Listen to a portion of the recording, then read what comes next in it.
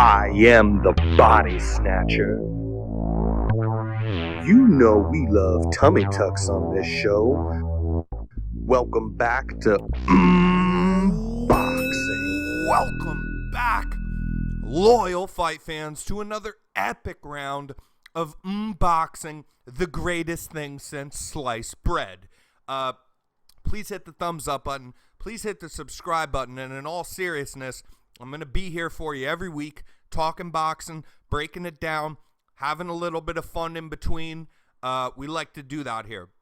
We're coming off of a weekend where we're going to recap the Joe Smith Jr. versus betterbiev fight that took place last Saturday, and also kind of talk about our doing our first live for that fight, live fight reaction as well, and how we felt about that. And then we're going to be touching on the Rodriguez versus rungvisai fight that'll take place this upcoming week, and the akhmadaliev versus Rios fight that will be taking place. I believe both are on DAZN, so DAZN's going to be holding it down for the boxing this coming weekend. And yeah, let's jump right in. Please the thumbs, please the subscribe button. It's much appreciated, as I'm doing a lot of work for you guys coming in here. But I do this because I like it, and I actually do have fun doing it. But there is work and money that is involved, and time, obviously, into doing this. As you guys know, I much appreciate you guys. Any new subscribers, anybody who listens to the podcast can always drop in the comments how you feel, what you might like, what you might disagree like. We love inside jokes on this podcast. If you have a fucking inside joke on the microphone not working at all, or just like working too well and it's too loud, all that kind of silly shit, we have a lot of fun with that, and I really appreciate it. That's kind of how I get through life personally. So yeah, let's jump right in here. So we did our first live last Saturday for the Joe Smith Jr. versus betterbiev fight, and not such a great fight, although extremely impressive for betterbiev.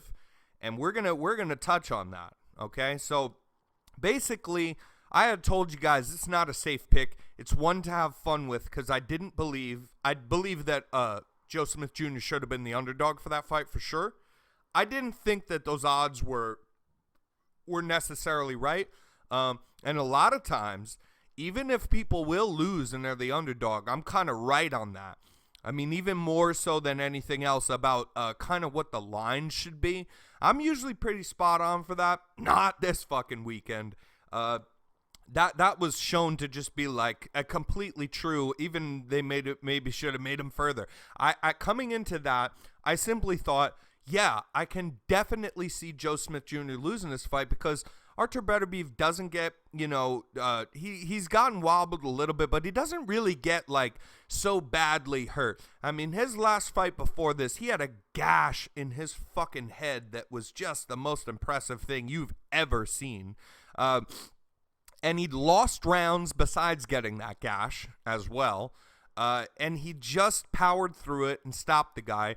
But in doing so, like I said, he lost rounds. Like I said, he got the gash. And also, he just looked like not the killer that he once was. That's how I kind of took this thing. I really look at this thing fairly.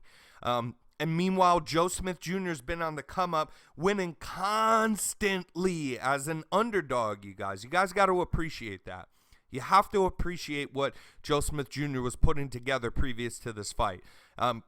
He had taken losses before as well. When you see, especially in boxing, even in MMA, but especially in boxing, when you see a guy taking a loss, more than one loss, two losses, and coming back from that, and against very good and stiff competition, that's so impressive. And he won that belt against Maxim Vlasov in an extremely impressive performance, which was in a close fight. But he was the underdog. He powered through in the end. I think what happened here was, for one, and we have to say this, I'm going to touch on, so first thing I'll put out there is, again, credit to betterbiev. it's not, oh, Joe Smith was off, or there's no excuses here. We're talking boxing is all. So first and foremost, credit to Artur Beterbiev, who is still just one of the scariest human beings alive. And he usually takes a little while to get going, even if he's not losing the rounds, even in fights where he's winning the opening rounds. He usually takes a little while to get going. He didn't here. He really stepped it up with the output in the first rounds to kind of fend off an aggressive, and I think overly aggressive Joe Smith Jr. And after he'd even hurt him, I mean, he probably could have just kept throwing those overhand rights and those right hooks that just landed. He couldn't miss with his fucking right hand in this fight. He could have just probably kept throwing that, doing exactly what he was doing, and eventually would have polished off Joe Smith Jr. Being as in the first round, basically there was a slip. There was Joe Smith came out aggressive, but he was sticking the jab in Beterbiev's face and landing that jab quite a bit. And it looked like, all right, this isn't like, oh, get me excited, Joe Smith Jr. is going to win. But also, this is kind of along the lines, win or lose, no matter what would have happened, of how I saw the fight kind of playing out. But that lasted 1 minute of the 3-minute round there. And after that, Beterbiev was catching him with that overhand right. Overhand right. He was blasting off that right hand to Joe Smith Jr.'s gloves, because that was his lead jab hand that he'd be blasting the right off at, and it kind of breaks you down a little bit slowly. It kind of Tim Bradley touched on as much, and I thought that was a good strategy, and nevertheless still wasn't worried because Joe Smith Jr. is a warrior, and even if he'd have lost the round, now there was a slip, and it was a slip, but it was a right hand landing on the glove there, and Joe Smith Jr. is backing up, kind of tripping over his own feet, but also mixed in with the power of the shot. So it was ruled a slip, and I believe it was a slip. But towards the end of the round, a legit drop. Now, I don't think that he had hurt Joe Smith Jr. yet, and I think that's fair. I had some conversations with a friend of mine from the New MMA Show podcast, which go check them out. And I do believe, he wasn't hurt, but it is a legit drop because his knee hit the floor, and it was off of a shot. And so I figured that sucks because he definitely lost this round. And depending on how you're scoring in boxing, you could make it a 10-8 round, even though it wasn't the most dominant thing ever in that first round, that is. I mean, keep fucking that in mind. But we're talking about the first round so far. But because of how people score boxing, you could have made that a 10-8 round just because it was a legitimate knockdown at the end. Not the slip, but the one at the end. And even though I didn't think it hurt Joe Smith Jr., he continued. What worried me way before the stoppage, at the beginning of the second round, before he even got dropped again, because he was just getting dropped and hurt over and over again before it was finished in that second round. What really worried me was the strategy that he came out with, which was still just walk right into Beterbiev, who hits hard, plenty hard enough. I think Joe Smith Jr. even hits maybe harder. So I've watched this fight over a few times more since the live and really wanted to get a feel of because my impression was this was a shit game plan from Joe Smith Jr. And that's still what I came away with in the end anyways, is that, yeah, I do think that. I think it's more that it's just it was a shit game plan, man. Because you hit hard, my whole thing was wait for him. Wait for him to walk you down. Don't crash into him trying to also be the bully, because you don't hook with a hooker, right? You brawl a boxer and you box a brawler. And Artur Beterbiev has been nothing but a brawler his entire career. He's not bringing surprises into the ring. He lives and dies on his chin, which is made of fucking something special, and his aggressiveness. And he does hit hard because they're light heavyweights. but he's not like, oh my God, world-changing power. He's just, he's relentless, in your face, walk you down style. That's what his whole thing is. So he's been hurt. He's been not hurt before, but he's been wobbled before, and he's been hit real clean before. He's been fended off at least for moments before, again, attempting to come by people just waiting to counter him. If you back up enough with your feet, and then he has to move towards you, you can then, if you get enough space where you're more than a foot away, more than one step in away, right? Then you can wait for him to take that step and know now he's coming in and try to catch him clean. And then you can move out again, is the thing. It's not going to be a one-hitter quitter thing with a guy like that. But then you can move out again, and then you can reset and you can try it again. Now, Joe Smith Jr.'s feet were all over the goddamn place because, I mean, I'd already said he's not like known for being a boxer or known for having great footwork, but it was bad footwork. It was bad footwork.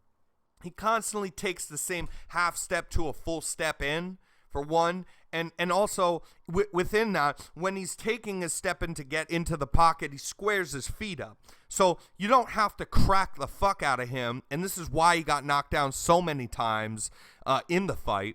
Was that last time was pretty vicious. He almost went through the ropes, kind of caught himself, and then they stopped it when he gets hit again and he turns his back, and that's a good stoppage. It's on the feet, but he's been getting knocked down, for one, and also for two, he you don't turn your back on your opponent, so that shows that you don't want it anymore. So that's a good stoppage always by the referee, and we've seen that before many times in boxing, and I agree with it. It's a good stoppage when your body language shows you don't want to fight anymore.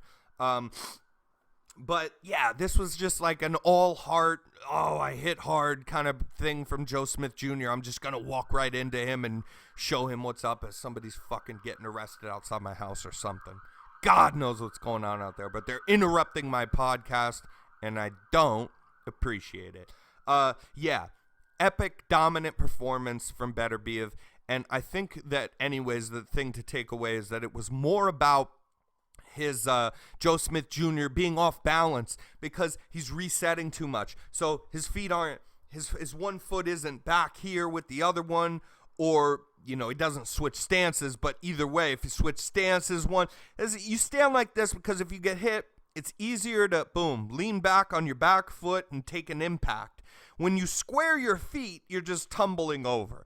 You're tumbling over, and it doesn't need to be hard shots. So his feet were squared up too much, and he takes a very predictable kind of way to step into range. And on top of that, I thought he was stepping into range too much. So that it is what it is. It was in 2 rounds. We did the live for it. So, but I mean, the fight before was good. With Robeisy Ramirez taking the win over Nova in the 5th round, I believe, and that was good. And we called that one. We got wrong the Joe Smith. That was always a fun underdog kind of a thing. Again, I've never once told you guys it was a safe bet. What I did have on my safe bet was it going over 8 rounds. I thought that was extreme. I mean, even if Joe Smith was losing every fucking round, I thought definitely go over 8 rounds here. But I was just proving all kinds of wrong, and we got to take our L's when we get them. We can't always act like we're right when we're not, and this was one that I got completely wrong. Real quick, I'll say this. You know, he took Joe Smith Jr.'s 1 belt, and he had 2, so he has 3 out of 4 belts, and the only other person now with a belt is Dimitri Bivol, who just came off that win over Canelo Alvarez, and Betterbiev did the right thing, called him out, and wanted that unification fight. That's a great fight, a fight I definitely want to see, and we do the official predictions, obviously, if the fight even gets fucking made, but next, that is. I mean, eventually it will, but hopefully it gets made next year. We need to keep going good with boxing, with the good fights, but I will say I think that Bivol stands a good chance because he's probably the best boxer that is in that light heavyweight division, and Usyk was the best boxer in cruiserweight, now the best boxer for technical boxing ability in heavyweight, rivaled with Tyson Fury. Bivol is hands down the best boxer, best footwork, best distance management, best countering ability, and best jab of any light heavyweight. Better than Betterbiev. And I think we'll do a better job at putting together the exact same game plan that I had kind of laid out for Joe Smith Jr. But let's move on now. Let's move on to the upcoming fights, which is Bam Rodriguez, a very promising up-and-comer.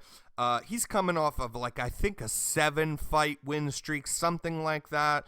But his last performance over Kudros, that was great. And he got a world championship belt for that. He's young. He's in his prime. He has great footwork. He has great boxing ability. And he will be in an epically awesome fight. And I promise you, man, this is going to be a great fight with Soy Rungvisai, famous for knocking out the legendary Hall of Famer Chocolatito.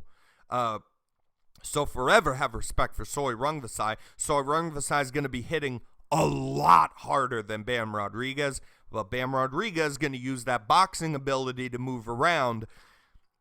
This is a 50-50 fight. And the thing is, I don't want to talk too much beforehand because it's not one that I'm so confident about. And I always tell you guys that. Whether I'm wrong or right, I'll tell you when I feel confident about a pick. Not necessarily yet with this one, but if you had a gun to my head, I'm going to actually say, and I haven't seen the odds for this. This is a great matchup. This is, neither one of these guys is going to shock you if they win this fight, and that's how matchmaking should go. But I would lean even maybe Bam Rodriguez to defeat Soy Rungvisai, the legend killer there, but he won't knock him out.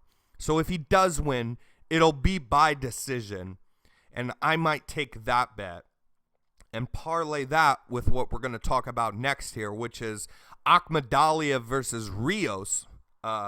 Again, I believe both these fights are on DAZN, just probably at two different times. They do really good about sometimes when they have the two events running, one in the morning and one in the afternoon, so you get a full day of boxing.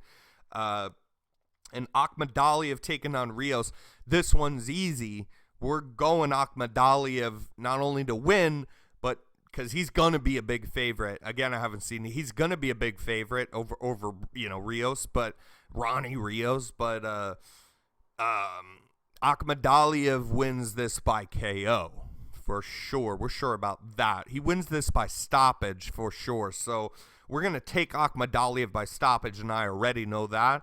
And we might end up parlaying that with a couple of other heavier favorites just to add a little money on and possibly put in, again, what will be a close fight, Rodriguez to win by decision, because that's the most likely way that he would win, and I do kind of lean him in a close 50-50 fight. Akhmadaliev, by the way, guys, holds, I guess it's 2 titles, but I think really isn't it only, maybe it is 2 real belts.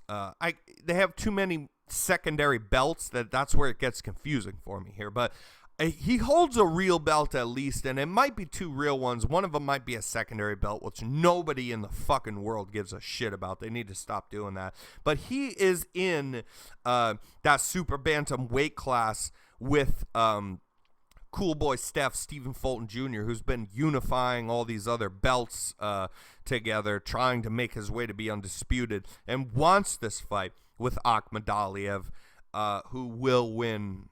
He will beat Ronnie Rios. That's not as great a fight as, Rodriguez and Soy Rungvisai, but it's a very important fight because it is for those other belts there, or at least the one other belt that matters, that Cool Boy Steph has not gotten on his blaster victories of Brandon Figueroa and who the hell else was he? I'm I'm forgetting the fucking names. Yeah, Cool Boy Steph's been on a goddamn run though, unifying those belts. And that was his last one where he got the belt off of Figueroa. Oh no, it wasn't. That was his first belt. And then who did he just fight? He's just Cool Boy Steph, Stephen Fulton Jr. just coming off of another good fight where he got another belt there. So he's got 2 or possibly 3 of those belts. The only other person that holds belts now in this weight class anyways is Akhmadaliev. And that's the point here. We need to see that fight after Akhmadaliev just punishes Ronnie Rios in this fight. We need to see Akhmadaliev versus Cool Boy Steph, and that will be a great fight. And that's one for sure I'm tuning into. And again, about the lives before we go, I really enjoyed that. I think that for sure we're going to give that another chance as well. But we're going to wait for a good card for it. You know, we're not time is kind of the essence for me usually, mostly day to day, with work and different jobs and taking care of my daughter and whatnot. So we really got to kind of plan that stuff out a little bit more, but we will do that again. I enjoyed doing those lives, and even in these shows, especially those lives about the shows, drop comments if you have questions. If you have a topic that you want me to touch on, if you disagreed with something I said you want, but I don't do the, oh, fuck me, fuck you kind of thing, because that's stupid. That is stupid. But if you have a good point to make, in a disagreement with me, or you simply have a friendly, like a question to ask or my take on something, drop it in the comments, and I'd always be willing to talk boxing with you guys. Until next time, we got some new loyal fight fans over the weekend. We're a growing podcast, and I can't wait to see you guys again next week. Enjoy the fights.